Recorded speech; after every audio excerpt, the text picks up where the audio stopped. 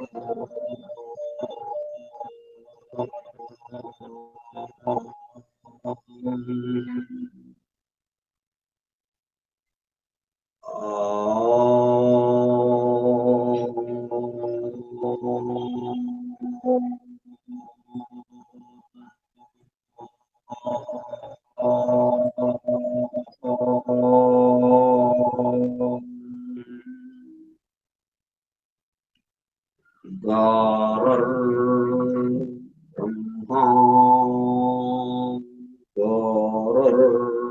विष्णुः गुरुर्देवो महेश्वरः गुरुः साक्षात् परं ब्रह्म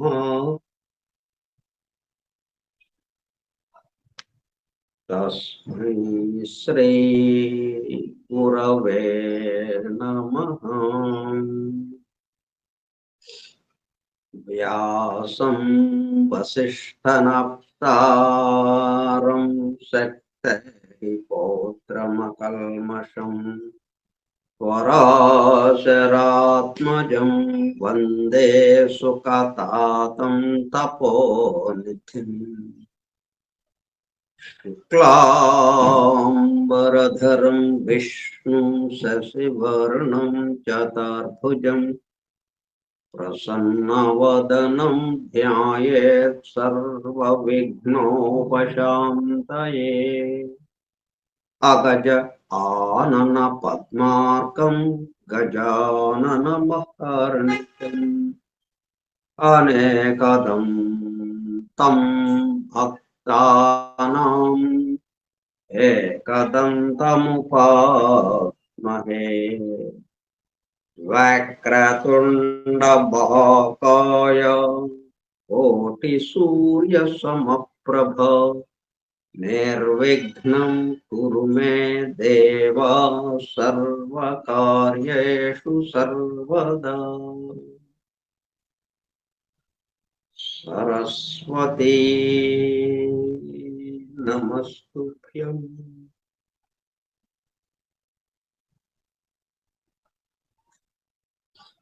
वरदे कामरूपिणी वेद्यारम्भं करिष्यामि सिद्धिर्भवतु मे सदा। ॐ भूर्भुवः स्वः ॐ तत्सवितुर्वरेण्यम् भर्गो देवस्य धीमहि धियो यो नः प्रचोदयात्।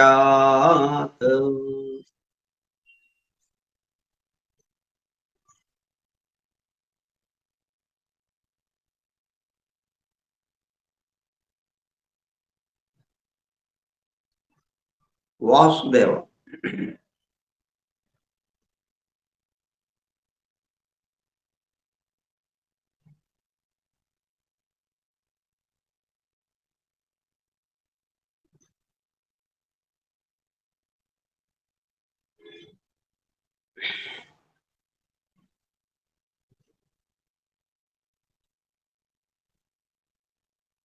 అంటే ఈ శ్లోకాలన్నిట్లోనూ వ్యక్తుల పేర్లుగా ఉన్నాయి, అంటే దేవతల పేర్లుగా ఉన్నాయి.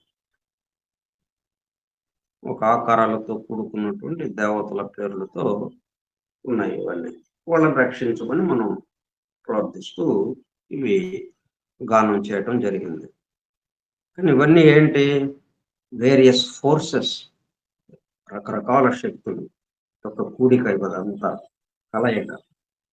వాటిని ఒక క్రమ పద్ధతిలో కలిపేటప్పుడు కల్లా మనకి ఎట్లాగైతే కూర తయారు చేసేటప్పుడు వాటికి కావలసిన రకరకాల వస్తువుల్ని రకరకాల నిష్పత్తుల్లో, అంటే ఎంత కావాలో అంత కలుపుకుంటూ ఉప్పు, కారం ఇటువంటియన్నీ మసాలా దినుసులు అంతా వేసేటప్పుడు కల్లా ఒక చక్కని కూర తయారవుతుంది.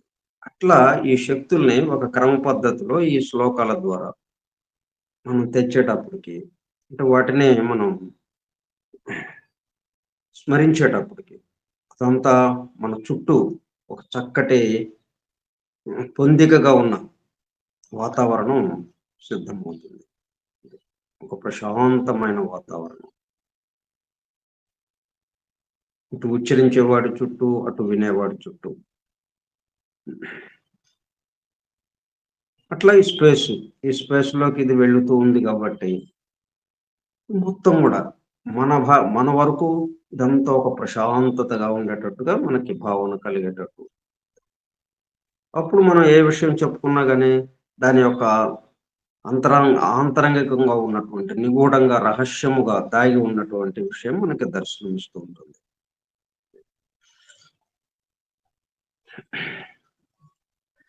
Forum for truth seekers,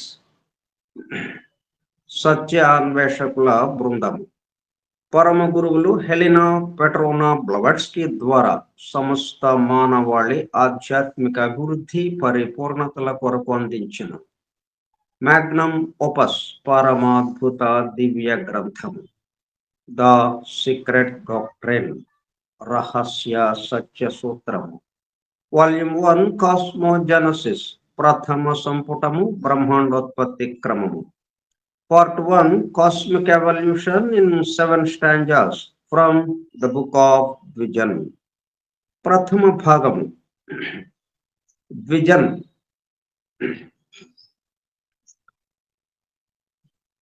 గ్రంథములోని 7 stanzas లో వివరింపబడిన బ్రహ్మాండ పరిణామము. గ్రంథ పఠనము, అధ్యయనము, అవగాహన, ఆత్మదర్శనము కార్యక్రమము. 325వ పాఠము 4/3/2026 బుధవారము సాయంత్రము 4:30 గంటలు. ద సీక్రెట్ డాక్ట్రైన్ స్కైప్ గ్రూపులో సుదూర ప్రాంతాలలో ఎవరింట్లో వారు హాయిగా విశ్రాంతి తీసుకుంటూ ఏకకాలంలో ఒకేసారి ఏమి చేస్తున్నాము? వింటున్నాము.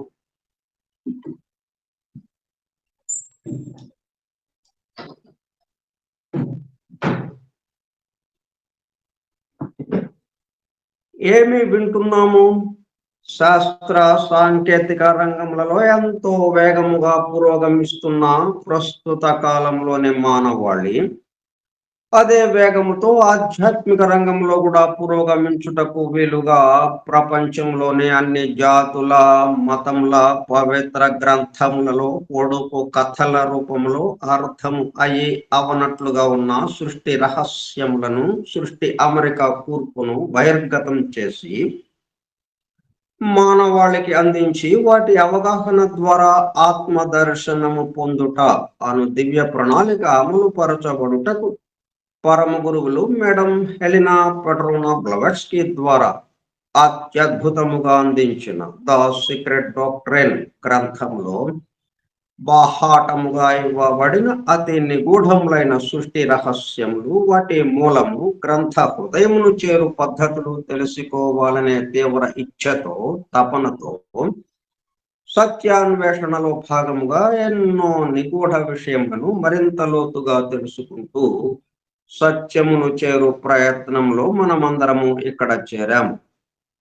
దానితో పాటు ఆధునిక విజ్ఞానం యొక్క దృష్టి పథం నుండి తప్పిపోయిన తత్వదర్శన అన్వేషణలో, అనగా సత్యాన్వేషణ కొరకు కూడా ఈ గ్రంథము దగ్గరకు వచ్చాము.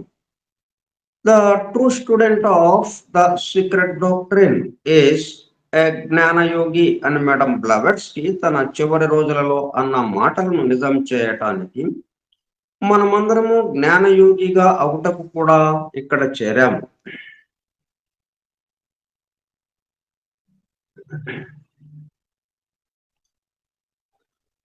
గత 2 సంవత్సరంల 8 నెలల కాలము పాటు ద సీక్రెట్ డాక్టర్ గురించి తెలుసుకోవడానికి ప్రయత్నించిన మనము ప్రస్తుతము ఇక్కడ చేరి ద సీక్రెట్ డాక్టర్ను తెలుసుకుంటూ ఆపై సమస్త విశ్వముగా రూపుదాల్చిన ద సీక్రెట్ డాక్టర్ని యందు ప్రవేశించి ద సీక్రెట్ డాక్టర్గా స్వస్థితి యందు మేల్కాంచుటకు చేస్తున్న చిరు ప్రయత్నమే ఈ కార్యక్రమము.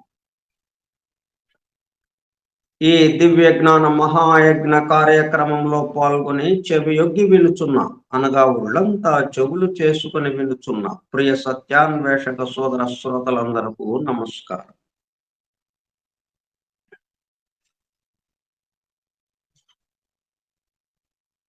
ఆమె చెప్పిన మాట మనం వినాలా అనేది ఒకటి వస్తుంది. ఆమె చివరి రోజుల్లో చెప్పింది బాగానే ఉంది. The true student of the secret doctrine is a జ్ఞానయోగి అని.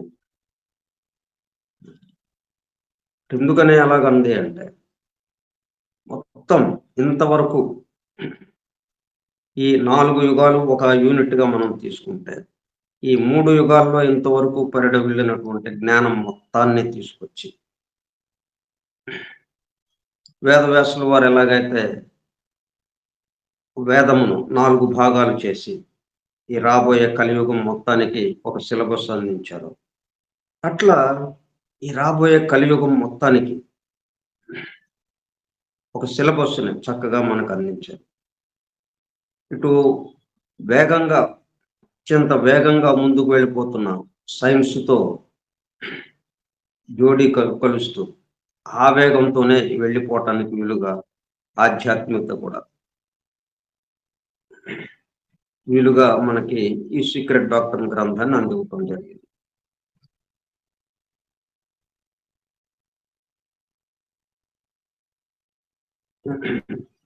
ఎందుకు అందించామంటే జ్ఞానయోగిగా మారటం కోసం. అందువల్ల ఆమె చెప్పిన మాట మనకి శిరోధార్యం.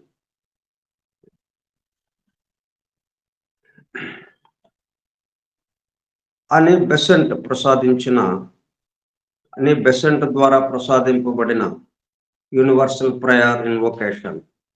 ఓ hidden life vibrant in every atom, O hidden light shining in every creature, O hidden love embracing all in oneness, may each who feels himself as one with thee know he is also one with every other.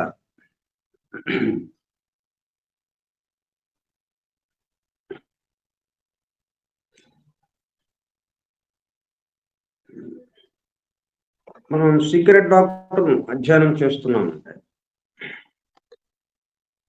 ఒక ఫిలాసఫీనే కాకుండా, ఒక తత్వమే కాకుండా, తత్వశాస్త్రమే కాకుండా, సైన్స్‌ని, దాంతోపాటు మతాన్ని, ఈ ఈ మూడిటిని కలిపి మనం అధ్యయనం చేస్తున్నట్టుగా అయిపోతుంది. ఈ మూడిట్లో ఉన్న కామన్‌గా ఉన్నటువంటి సాధారణంగా ఉన్నటువంటి విషయంలోకి మనం వెళ్ళటానికి, ఈ మొత్తానికి ఆధారమైనటువంటి, ఈ మూడిటికి ఆధారమైనటువంటి దాంట్లో వెళ్ళటానికి మనకి వీలు కల్పించేటట్టుగా ఈ గ్రంథం మనకు అందివ్వబడింది. సరే, మనం స్టాంజా 2లో ఉన్నాం. స్టాంజా 2లోని 2వ శ్లోకం 2వ భాగంలో ఉంటూ మనం 2వ భాగానికి పార్ట్ 2లోకి దూకాం. అక్కడ 4వ చాప్టర్లో ఖయాస్, థియాస్, కాస్మాస్ అని ఉంటుంది. దాంట్లోకి వచ్చాం.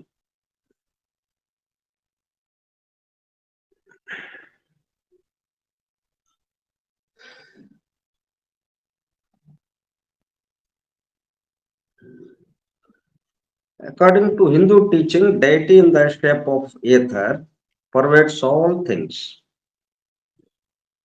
And it was called, therefore, by the theurgists, the living fire, the Sajivagni, Jivagni, the spirit of light,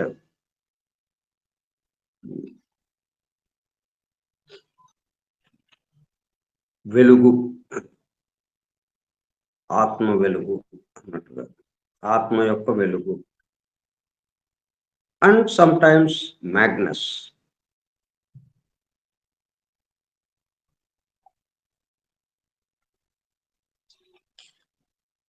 Magnus అంటే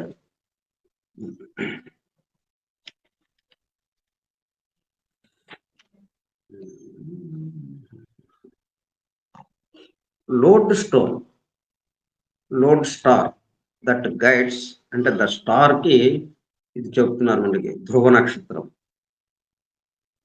that guides the pole star, often used figuratively, a form of magnetic which exhibits polarity, behaving when freely suspended as a magnet.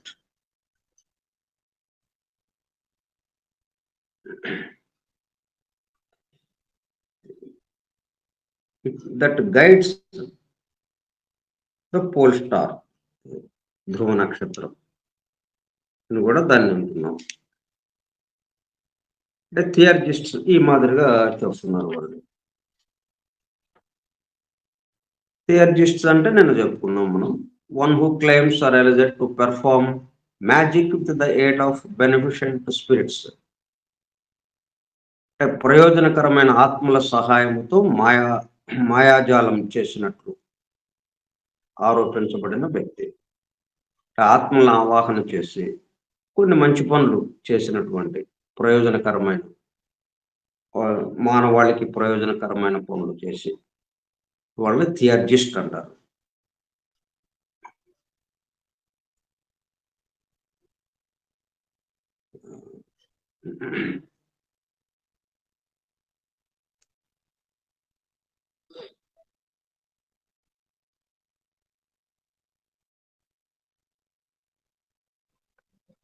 ఈథరు ఈ మొత్తం విశ్వం మొత్తాన్ని ఆవరించి ఉంది. దాని నుంచి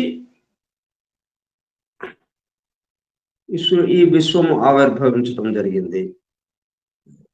అంటే ఈథరు soul గాను, మ్యాటరు దానికి ఆకారము, రూపంగాను.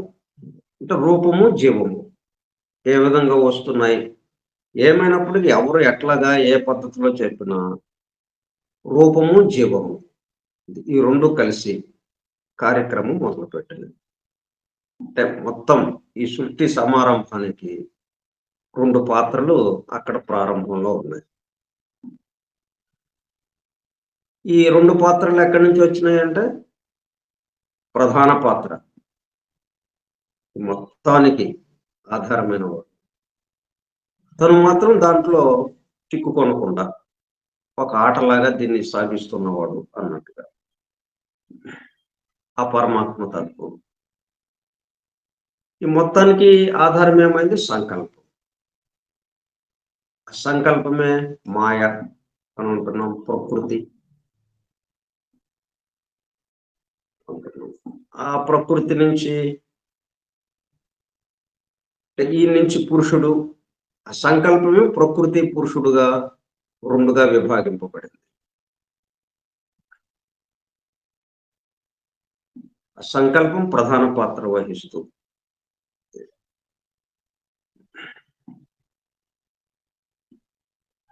ఇంటి నిర్మాణం ఎలాగా పూర్తయింది?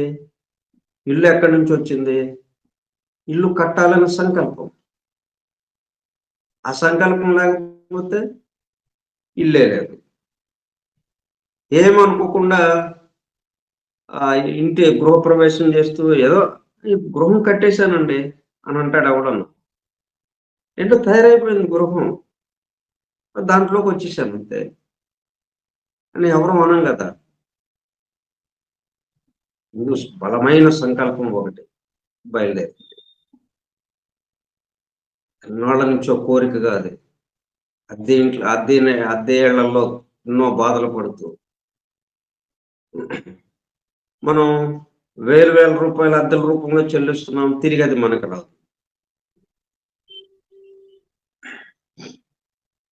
అట్లా ఎంతో నష్టపోతున్నాం.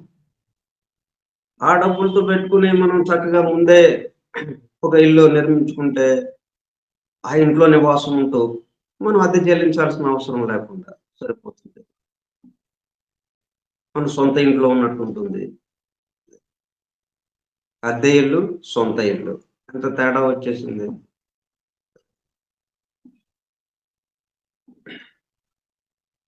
ఇప్పుడు ఈ విశ్వంలో మనం ఉన్నాం. ప్రస్తుతం మనం ఏమనుకుంటున్నాం అంటే సొంత ఇంట్లోనే ఉంటున్నాం అనుకుంటున్నాం. అదే ఇక్కడ అద్దె ఇంట్లో ఉంటూ సొంత ఇల్లు అనుకుంటున్నాం. ఇక్కడ కొంచెం తేడా అది. ఇది అద్దె ఇల్లని గనక తెలిస్తే వెంటనే సొంత ఇంట్లోకి వెళ్ళిపోదామనే ఆలోచన వెంటనే వచ్చేస్తుంది. ఎందుకు మనకి ఎక్కువ మందికి ఆధ్యాత్మికతకేసి ఆలోచన రావడం లేదంటే, ఈ సొంత ఇంట్లోనే ఉన్నాంగా, హాయిగా ఉంది ఇంకా ఏంటి అన్న భావన వల్ల. అదే ఇది అద్దె ఇల్లు. ఏమీ సౌకర్యంగా లేదు అని ఒక ఇది ఆలోచన కదిలితే వెంటనే సొంత ఇల్లు ఆలోచన వచ్చేస్తుంది. సొంత ఇల్లు అంటే స్వస్థితి. మనం స్వస్థితిలో లేకుండా ఇంకొక స్థితిలో ఉంటూ దాన్నే అక్కడితో మనకి ఇదే మన స్థితి అన్నట్టుగా అక్కడికి సరిపుచ్చుకుంటున్నాం.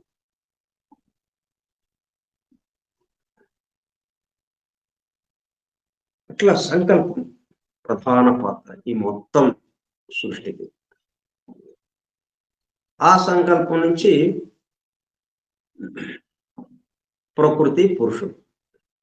ఆ సంకల్పం వాస్తవం అవ్వాలంటే దానికి ఎవరెవరు ఎట్లాగా చేయాలి అనే దానికి వాళ్ళ ఇద్దరితో ప్రారంభమైంది. ప్రకృతి, పురుషుడు.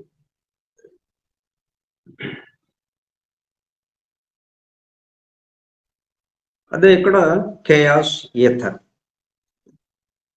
అంటే మ్యాటర్. ప్రకృతి అంటే మ్యాటర్ అంటే పదార్థముగా, అంటే ఎక్కడికక్కడ ఉపాధిగా ఉండేటట్టుగా. అంటే ప్రకృతి అంటే ఏంటి? ఎవరైతే దీన్ని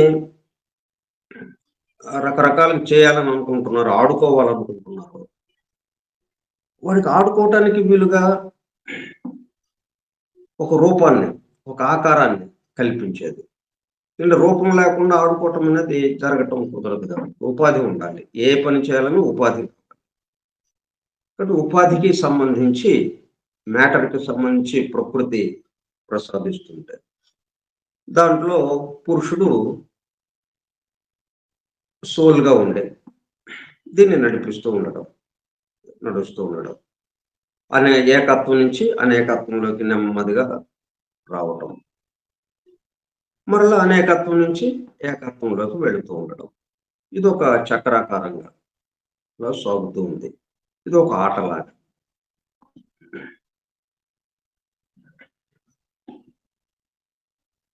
కాబట్టి ఇక్కడ ఏం చెప్తున్నాడు? Chaos became the soul of the world according to Plato and పైథాగోరియన్స్.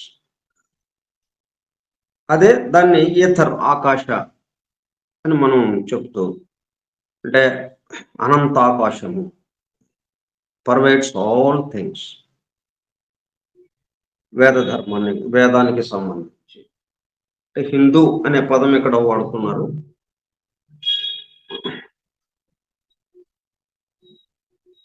అంటే వేదం మనకి బోధించింది ఏంటంటే అనంతమైన ఆకాశం. దాన్ని ఏథర్‌గా శాస్త్రీయ నామంగా పెట్టారు. Ather pervades all things, and it was called therefore by the theurgists the living fire. అంటే జీవాగ్ని అన్నట్టుగా. అలాగే spirit of light and sometimes Magnus.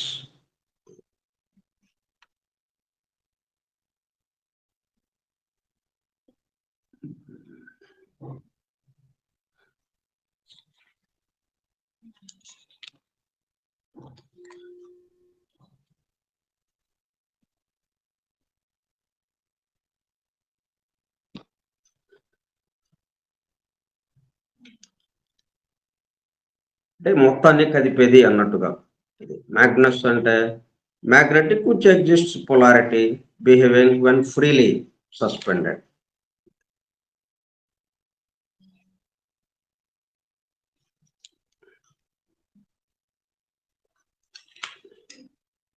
దీనికి ముందు మనం అంతకుముందు ఒకటి మనం కొంచెం వివరించుకుందాం. అంతకుముందు చెప్పిన విషయంలో ఒకదాన్ని.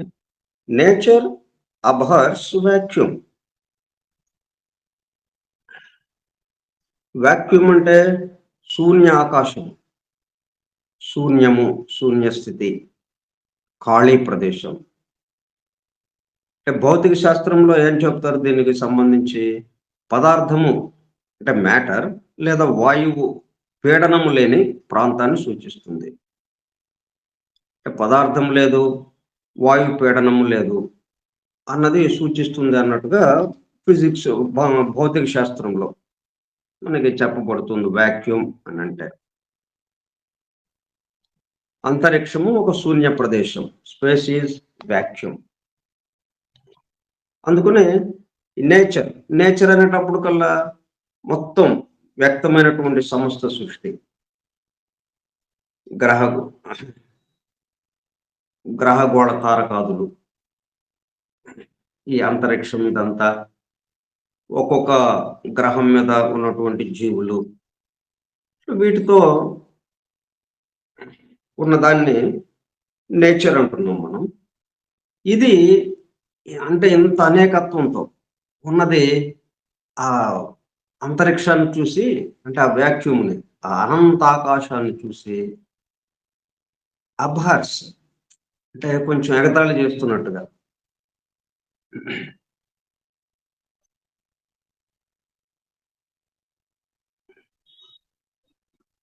A feeling of loathing for or interior disapproval of something, విద్వేషంగా, ఎక్స్ట్రీమ్ హేట్రెడ్, నిరసిస్తున్నట్టుగా.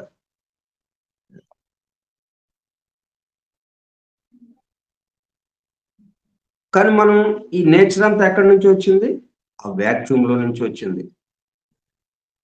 అది వ్యాక్యూమ్ గా ఉందా, ఖాళీగా ఉందా? అది మనం ఒకసారి దివ్య జ్ఞాన ప్రబోధినిలోకి వెళ్తే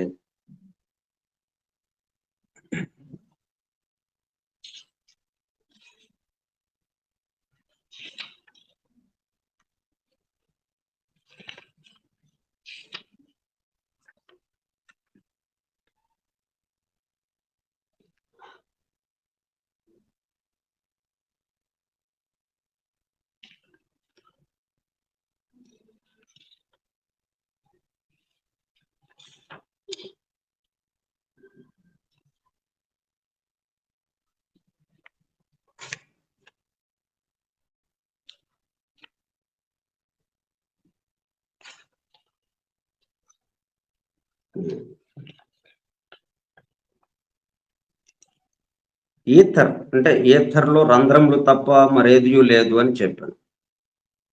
ఇది భౌతిక శాస్త్ర పండితుడు. ఈ మధ్యన ఒక ఫ్రెంచ్ భౌతిక శాస్త్ర పండితుడు ప్రకృతి అన్నది ఒకటి లేదు, ఈథర్లో రంధ్రములు తప్ప మరేది లేదు అని చెప్పాను. ఇది అన్బర్న్ రైనవాల్డ్స్ పండితుని సుప్రసిద్ధ సిద్ధాంతములతో నేకేభించుతున్నది. యోగ దృష్టితో చేయబడిన పరిశోధనలు కూడా ఇది యథార్థమని నిరూపించి ప్రాచ్య పవిత్ర గ్రంథములలో ప్రకృతి మాయ అని చెప్పిన మాటను సమర్థించుతున్నది.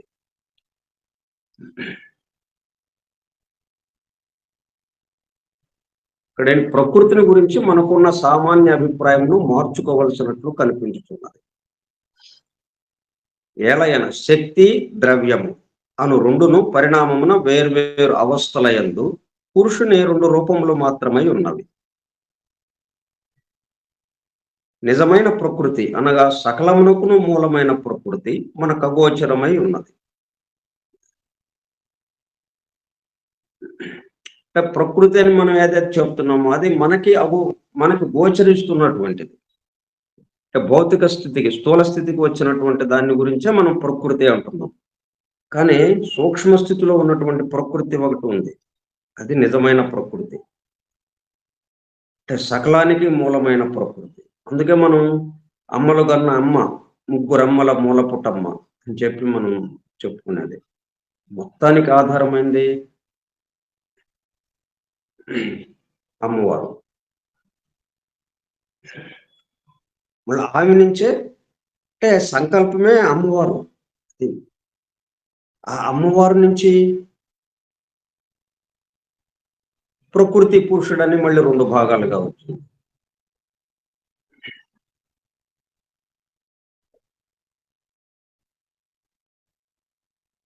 భౌతిక శాస్త్రజ్ఞులు ఈథర్ ఆఫ్ స్పేస్, మహా ఆకాశమునందలి ఈథరు అన్నదే మనమున్న స్థితిలో మనకు గోచరముగు శుద్ధ మూల ద్రవ్యం. ఈథరున్న చోటు మన ప్రతి స్థూలేంద్రియమునకు శూన్యముగా గోచరించును. అయినను ఈథరు మనం ఊహించగల పదార్థములన్నిటికంటేను చాలా చిక్కనైనది. వీళ్ళేం చేస్తున్నారు? వ్యాక్యూమ్ అంటున్నారు, దాన్ని ఖాళీ ప్రదేశం అంటున్నారు. కానీ వాస్తవంగా ఏంటి అక్కడ ఉంది? శూన్యముగా గోచరించును. అయినను ఈథరు మనం ఊహించగల పదార్థములన్నిటికంటేను చాలా చిక్కనైనది. అది నీటి కంటే 10,000 రెట్లు ఎక్కువ చిక్కనదియును. దాని సరాసరి ఒత్తిడి చదురపు అంగుళమునకు 7,50,000 టన్నులనియును. రేనాల్డ్స్ పండితుడు నిరూపించారు. ఈ ద్రవ్యం అంటే ఈథర్ చాలా ఎక్కువగా వికసించిన యోగ దృష్టికి మాత్రమే కనిపించును.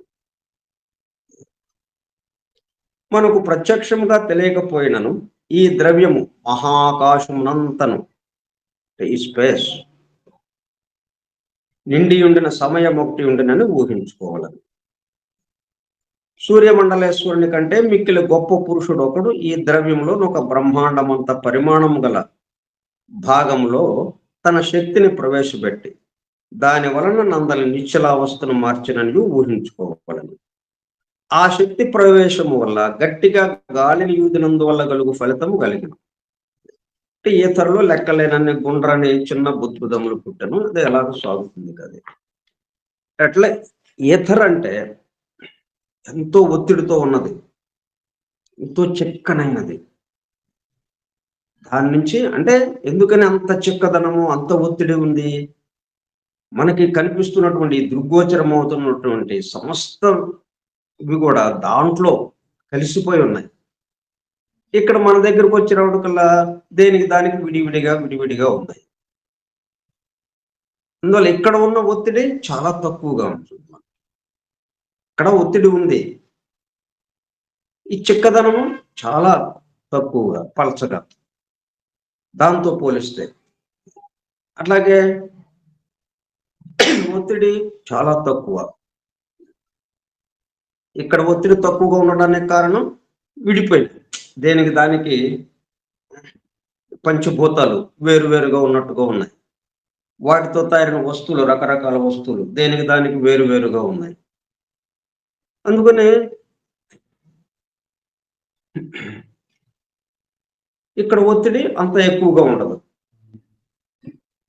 అక్కడ ఎందుకు అంతగా మహా ఆకాశంలో, ఆ ఈథర్ ఆఫ్ స్పేస్ లో ఎందుకు అంత ఒత్తిడి ఎక్కువగా ఉంది అంటే ఇవన్నీ కలిసిపోయి ఒక ముద్దగా ఉంది. అక్కడ మొత్తం కలిసిపోయి ఒక్క చోట పెరిగిపోయేటప్పుడు ఒత్తిడి బాగా పెరిగిపోతుంది, చిక్కదనము బాగా పెరిగిపోతుంది. అది అటువంటి దాంట్లో ఎక్కువ చిక్కదనము, ఎక్కువ ఒత్తిడిగా ఉన్న చోట నుంచి క్రమక్రమంగా అట్లా 7 విభాగాలుగా దిగేటప్పటికల్లా అట్లా వచ్చేటప్పటికి క్రమక్రమంగా ఆ ఒత్తిడి తగ్గుతుంది, ఆ చిక్కదనము తగ్గుతుంది. ఇప్పుడు భూలోకం ఈ స్థూలాది స్థూలంగా వచ్చేటప్పటికి పూర్తిగా సొలిడిఫై అయిపోయి పూర్తిగా ఘనీభవించిన స్థితిలో ఇక్కడ చేరేటప్పటికల్లా పూర్తిగా పలచదనం వచ్చేసింది, పూర్తిగా ఒత్తిడి తగ్గిపోయింది. చాలా కొంచెం ఒత్తిడితోనే ఉంది, కొంచెం చిక్కదనంతోనే ఉంది, పలచగా ఉంది. పలచదనము, తక్కువ ఒత్తిడి, తక్కువ తక్కువ చిక్కదనము, అలాగే తక్కువ ఒత్తిడితో ఈ చిట్ట చివరిది స్థూలాతి స్థూలంది ఇప్పుడు ఇక్కడ నిలబడింది. ఇప్పుడు మనం అక్కడ ఉన్నాం కాబట్టి ప్రళయ స్థితి అనేటప్పటికల్లా ఈ మొత్తం కలిసి ఎక్కడుంది?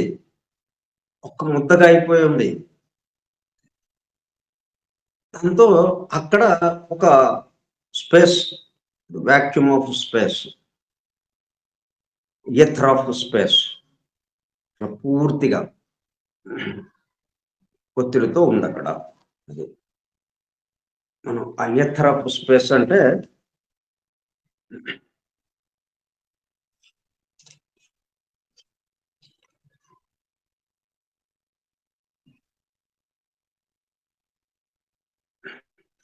కానీ ఈ nature abhors vacuum, abhors vacuum said the peripatetics. ఈ పెరిపాటటిక్స్ గురించి కొంచెం వివరించుకుందాం, తమాషాగా ఉంటుంది వర్డ్. ఎందుకంటే ఇక్కడ ఇప్పుడు ఈ సీక్రెట్ డాక్టర్ ఏం చేస్తుంది, మనల్ని ఒక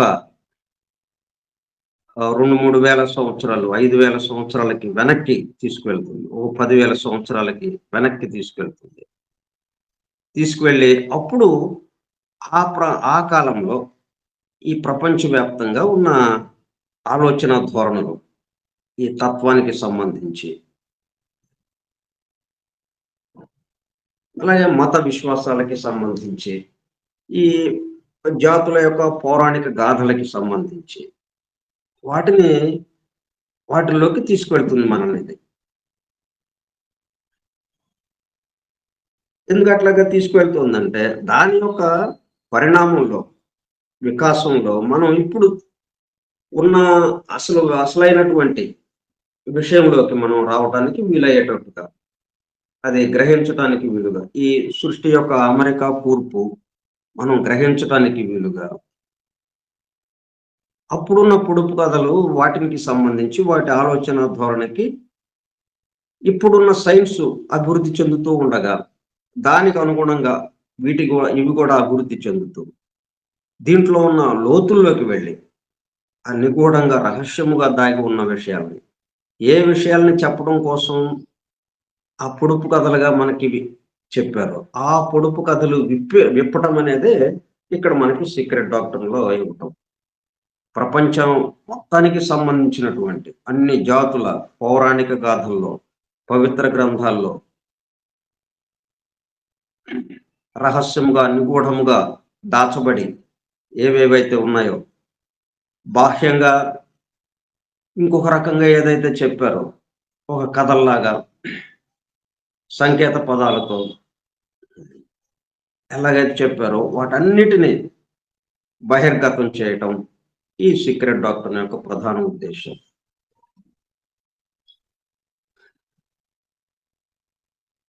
ఈ పెరిపాటెటిక్స్ అంటే ఎవరు వీళ్ళు?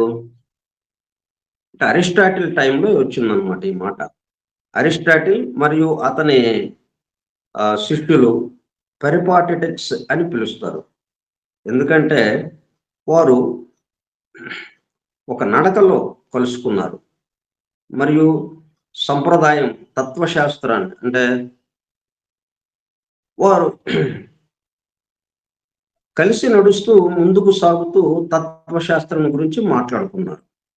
ఈ వాక్డ్ వైల్ లెక్చరింగ్. అరిస్టాటిల్ ఏం చేసేవాడు? నడుస్తూ బోధిస్తుండేవాడు. ఆయన నడుస్తూ వెళ్తుంటే శిష్యులు ఆయన చుట్టూ చేరేవాడు. ఆయనతో పాటు గబగబా నడుస్తూ అడుగులు వేస్తూ ఉంటే ఈయన బోధిస్తూ ఉన్నదాన్ని వాళ్ళు అర్థం చేసుకోవడానికి ప్రయత్నం చేస్తూ జరిగేది. ఎక్కడ నడుస్తూ ఉండేవాళ్ళు? లేసం అనే ఏథెన్స్ నగరంలో ఒక ప్రాంతం ఉంది. మొత్తం తోటలు,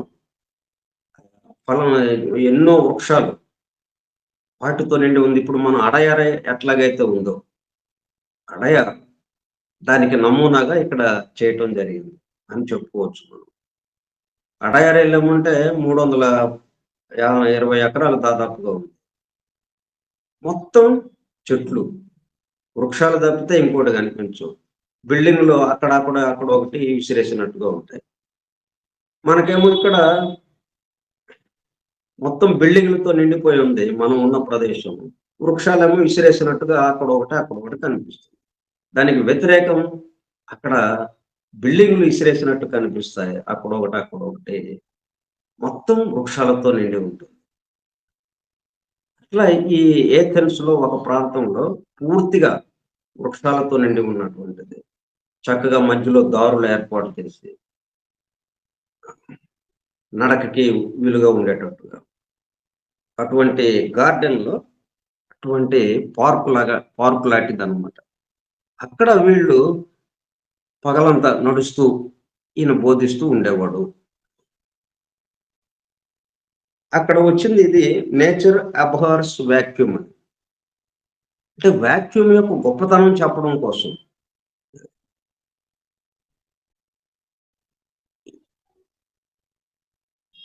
ఇంకా పెరిపటేటివ్స్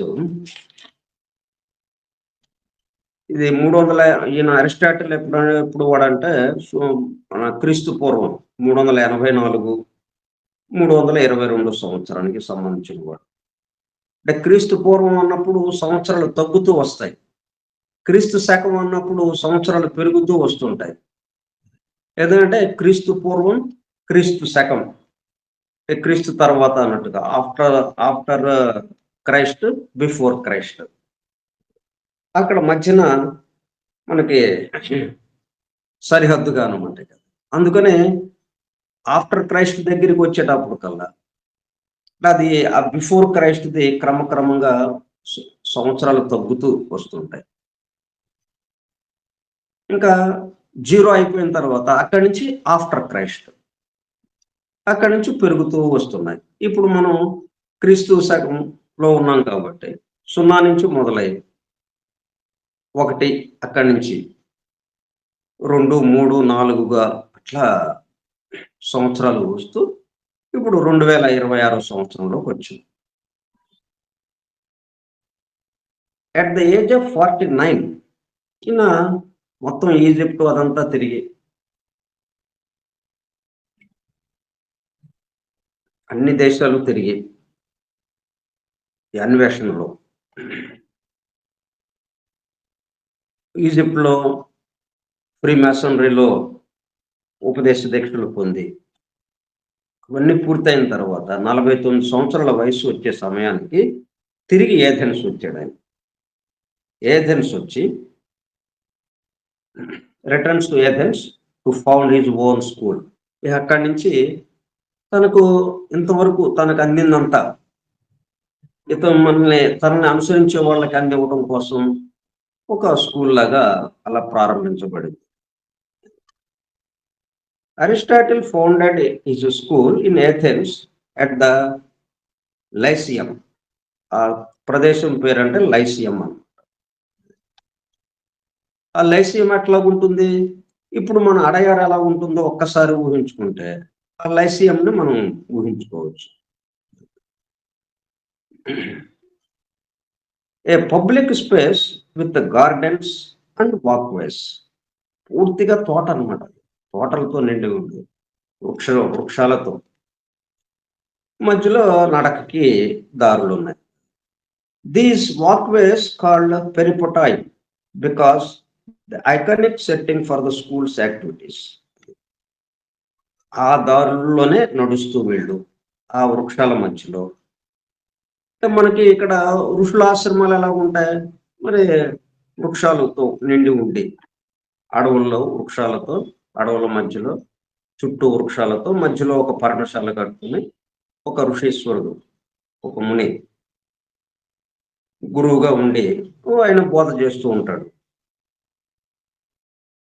అట్లాగే ఇక్కడ కూడా ఆ పద్ధతిలో బోధ జరిగిందనమాట తోటలో. అంటే ఫల వృక్షాల మధ్యలో అడవిలో అన్నట్టుగా. కానీ అది అడవి కాదు, నగరంలో, ఏథెన్ నగరంలో. The term peripatetic of walking describing the members who met and talked in these covered paths. ఇక్కడ కలుసుకునేవాళ్ళు అనమాట. కలుసుకునే వీళ్ళు ప్రశ్నలు అడుగుతుంటాం, దానికి ఆయన సమాధానం చెప్తూ బోధిస్తూ ఉండటం. Although the idea of walking during lectures is popular, the name comes from the place Peripatos where these discussions happen, a common practice for philosophers in public spaces like gymnasiums.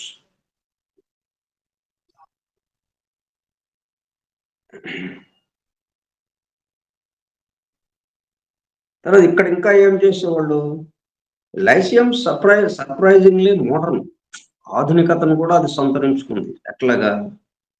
Students were not just theorizing about the universe, సృష్టి గురించి, తమను గురించి, తమను మనం తము మనం దేనిలో భాగమై ఉన్నాము ఆ విశ్వం గురించి, ఆ విశ్వానికి మనకు ఉన్న సంబంధం గురించి, వీటి గురించి ఇప్పటికే థియరీగా చెప్పుకోవడం కాకుండా, they dissected plants, debated ethics, studied animal species up close, జంతువుల్ని పరిశీలిస్తూ ఉండేవాళ్ళు, అవి ఎలాగా ప్రవర్తిస్తున్నాయి, ఏం చేస్తున్నాయని. అలాగే వృక్ష జాతుల్ని పరిశీలిస్తూ ఉండేవాళ్ళు. అండ్ ఎగ్జామిన్డ్ పొలిటికల్ సిస్టమ్స్, ఈ భౌతిక ప్రపంచం నుంచి దూరం అయిపోవటం కాకుండా రాజకీయంగా ఆనాడు ఉన్నటువంటి పరిస్థితులు, రాజకీయ పరిస్థితులు ఎట్లా ఉన్నాయి ఏంటని వాటి గురించి ఆలోచన. All while keeping there bodies fit and active. మళ్ళీ ఒక్క మైండ్తో, ఇదంతా ఏంటి, మనసుతో కదా, మొత్తం మనసుతో చేయటం. ఇట్లా మనసే కాకుండా while keeping there bodies fit, అంటే మనసు ఉత్సాహంగా ఉండాలి అంటే బాడీ కూడా దానికి తగిన విధంగా ఉండాలి. అందుకని బాడీని కూడా, అంటే దేహాన్ని కూడా క్రమశిక్షణగా ఉంచడం. And active, fit and active through sport and regular exercises. ఇట్లా అంటే మన ఋష్యాశ్రమాల్లో జరిగే విధంగా, ఒకప్పుడు కొన్ని వందల వేల సంవత్సరాల క్రితం ఋష్యాశ్రమాల్లో ఎలాగా బోధలు జరిగాయి, ఎలా ఉపదేశాలు జరిగేవో ఆ పద్ధతిలో నగరం మధ్యలో, అడవిలో కాకుండా నగరం మధ్యలోనే ఒక అడవిలాగా తయారు చేసుకున్నాయి. ఆ అడవిలో ఇక్కడ ఉపదేశాలు చేయటం జరిగేది. దాంతోపాటు వీళ్ళకి ఎక్సర్సైజెస్, ఈ బాడీకి సంబంధించి వ్యాయామం చేయటం. అట్లా బాడీ మైండ్ రెండిటికి కూడా ఉపయోగపడేటట్టుగా ఆయన ఉపదేశం చేస్తుండేవాడు. అది పెరిపాటెటిక్స్ అనేది అదనమాట. హూ కంప్రహెండెడ్ పర్హాప్స్, అంటే అరిస్టాటిల్ని పెరిపాటెటిక్స్ కూడా అని అనుకుండేవాళ్ళు అనమాట. అట్లా అరిస్టాటిల్ని అనుసరించే వాళ్ళని కూడా పెరిపాటెటిక్స్ అన్న పదంతో మనం వ్యవహరిస్తూ ఉండేవాళ్ళు. అందుకని ఒక ఫలానా వాళ్ళు అని అనకుండా, ఫలానా అరిస్టాటిల్ అని అనకుండా, లేకపోతే ఆ అనుయాయుల్లో అరిస్టాటిల్ని అనుసరించిన వాళ్ళల్లో, ఆయన శిష్యుల్లో ఒక పేరు చెప్పకుండా, ఆ మొత్తం బృందాన్ని ఏమనేవాళ్ళు, పెరిపాటెటిక్స్. ఇప్పుడు మనం అంటే ఓన్లీ మైండ్ వరకే చేస్తున్నాం, మిగతాది ఎవరికి వీలును బట్టి వాళ్ళు చేసుకుంటూ ఉండడం అనేది. మనకి తోట ఏంటంటే ఇక ఈ ఫోన్ ఒకటే మనకి, అంటే ఇప్పటి కాలానికి తగినట్టుగా మన బోధంతా, మన ఉపదేశాలంతా మనం ఈ విశ్వం గురించి, ఆ విశ్వంలో భాగంగా ఉన్న మన గురించి ఇవన్నీ తెలుసుకోవడానికి ఈ ఫోన్ అనే తోటలో తిరుగుతున్నాం మనం.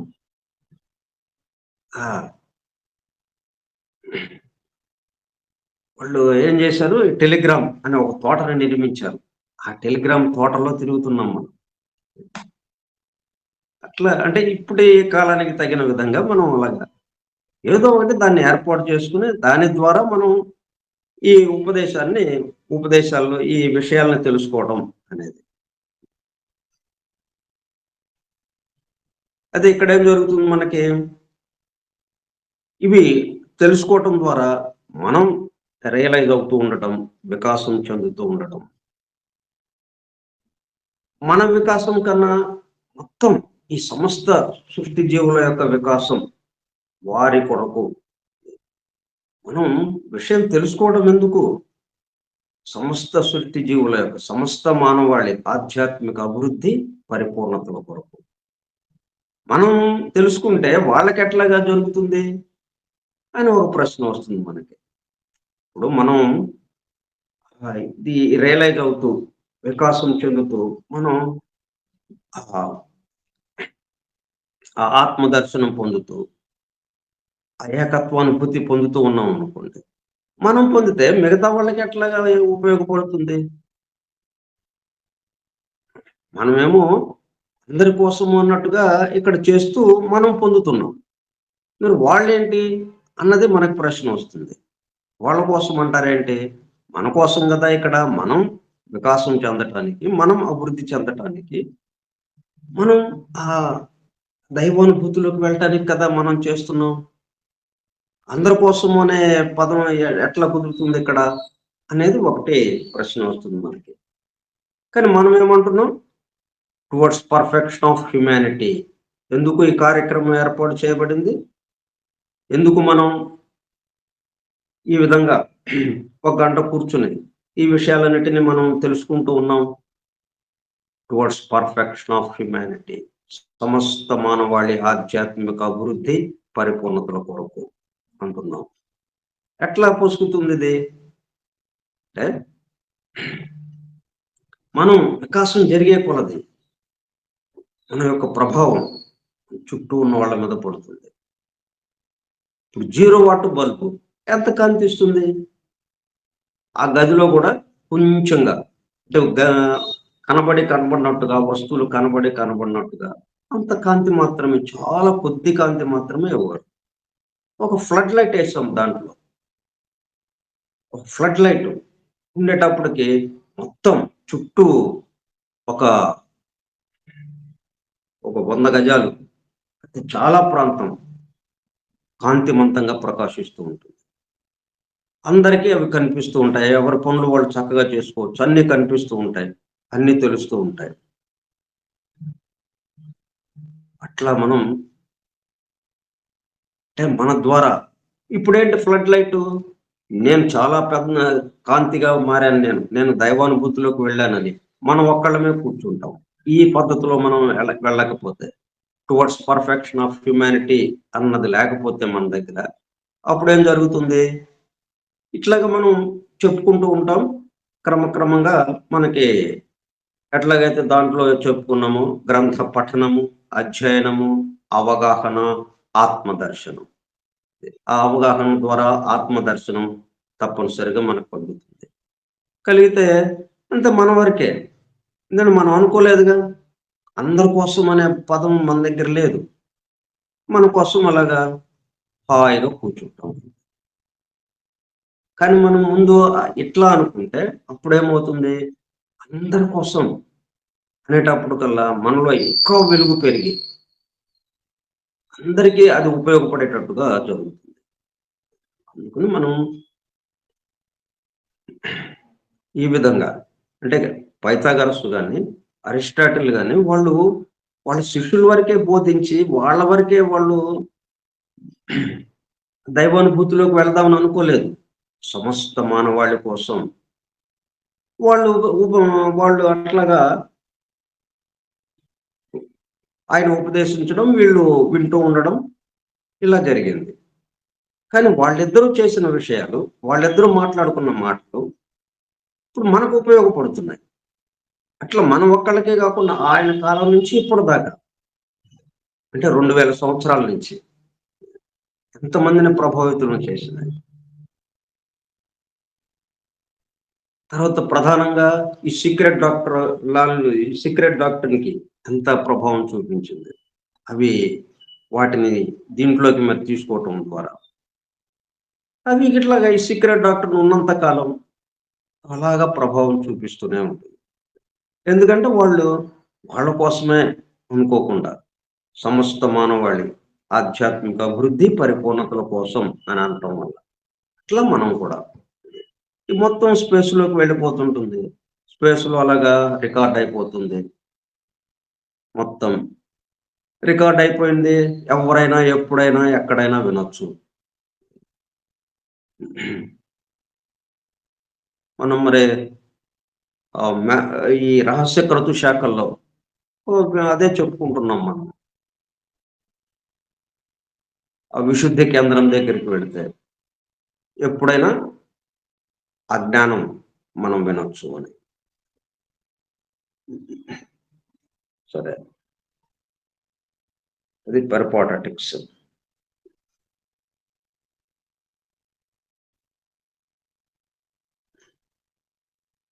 Who comprehended perhaps, though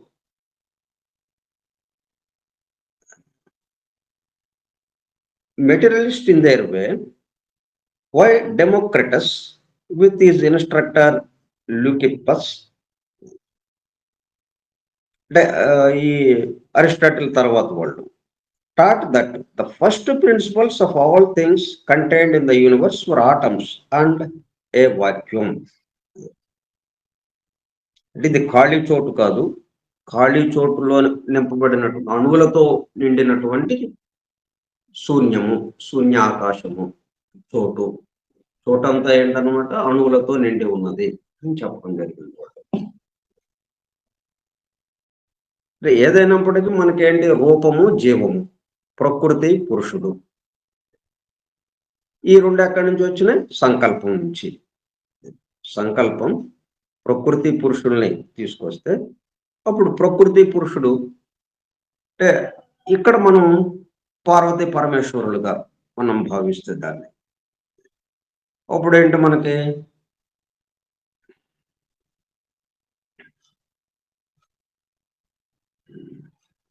అంటే పార్వతికేసి ఆయన చూసి నవ్వితే అప్పుడు ఆయన నవ్వు యొక్క భావాన్ని చూసి ఈమె మొత్తాన్ని ఈ సృష్టి మొత్తాన్ని ఇలాగా తీసుకొచ్చింది అన్నట్టుగా.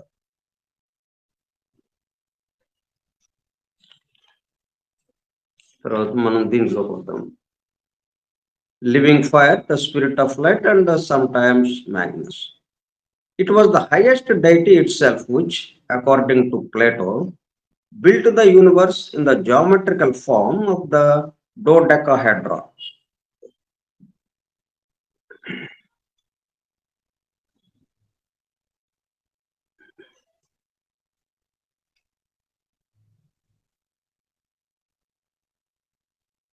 ఇవంతా ఏంటనమాట ప్రారంభాన్ని మనకి పరిచయం చేయటం కోసం. ఎందుకు ప్రారంభాన్ని పరిచయం చేయటం వస్తుంది అంటే వ్యక్తం అవ్వటానికి, అవ్యక్తంలో నుంచి వ్యక్తము అవే క్రమంలో, చీకటి నుండి వెలుగులోనికి వెళ్ళే క్రమంలో ఆ చీకటి వెలుగుగా ఎలా మారుతోంది. ప్రారంభంలో ఎవరున్నారు అంటే ఆ చీకటి నుంచి చీకటిని వెలుగుగా మార్చేవాళ్ళు ఎవరున్నారు? ఎందుకంటే 2 లేవు. చీకటి, వెలుగు 2 లేవు. ఎందుకని 2 లేవు? 2 ఒకసారిగా మనకు ఉండలేదు కదా! చీకటి, వెలుగు పక్క పక్కన ఉంటున్నాయా? ఉంటే వెలుగు, లేకపోతే చీకటి. ఎందుకని? చీకటే వెలుగుగా మారుతుంది. వెలుగే చీకటిగా మారుతుంది. శబ్దము, నిశ్శబ్దము 2 లేవు. నిశ్శబ్దమే శబ్దముగా మారుతుంది. మళ్ళా శబ్దము నిశ్శబ్దంలో కరిగిపోతుంది. వెలుగు చీకటిలో కరిగిపోతుంది. అట్లా ఒకటి ఇంకో దానికి అవకాశం ఇస్తుంది గానీ, ఉన్నది ఒకటే. అలాగే నీరు మంచుగడ్డగా కొట్టుకుంటుంది. ఇంకో వస్తువు రావటం లేదక్కడ. ఇట్లా మనం వెనక్కి వెళితే ఆకాశము, వాయువు, ఆకాశంలో నుంచి వాయువు. ఆకాశమే వాయువుగా మారుతుంది. వాయువే అగ్నిగా మారుతుంది, అగ్నే జలముగా, జలమే అగ్నిగా మారుతుంది, జలమే పృథివిగా మారుతుంది.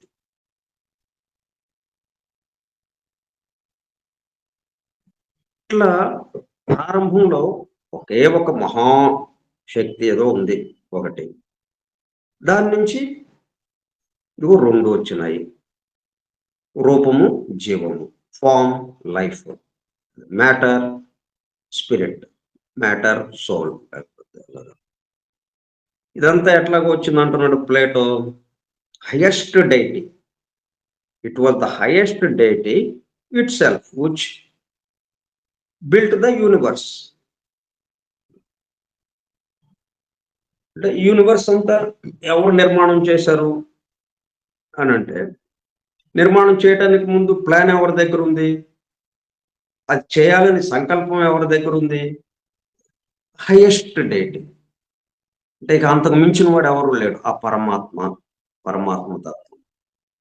ఆ పరమాత్మ నుంచి ఇదిగో ఈ సమస్తము ఈ విధంగా వచ్చింది అని ఆయన కూడా, ప్లేటో కూడా అదే చెప్తున్నాడు. అయితే ఎట్లాగో వచ్చింది? In geometrical form.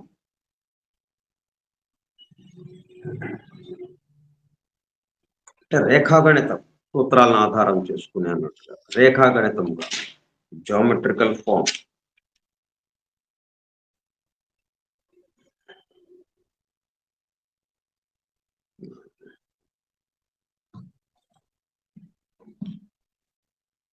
of the dodecahedron.